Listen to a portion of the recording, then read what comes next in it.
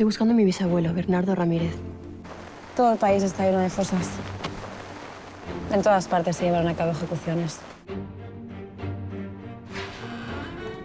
Antonio Manages, encantado. ¿Sabéis si va a venir alguien más? Mi bisabuelo compartió calabozo con su maestro, un tal Benaiges. Se llama imprenta.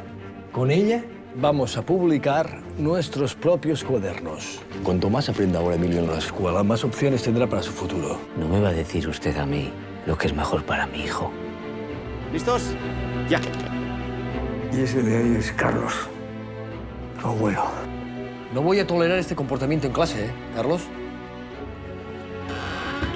Resulta que esta es ahora mi escuela, no su escuela. Y las cosas, a partir de ahora, se van a hacer a mi manera.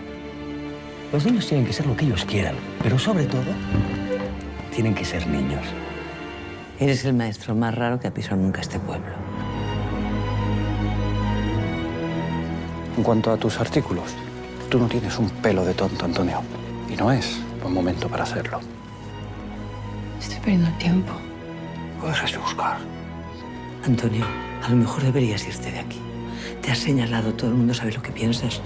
A partir de este momento, el ejército toma el control de este pueblo y de toda la provincia. Quiero que todos vayáis a vuestras casas y traigáis cualquier libro o cuaderno de mierda que tenga que ver con este maestro comunista. La caja. Carlos, ¿dónde está Antonio? No pierdas la esperanza. Esperanza tengo, porque no tengo tiempo.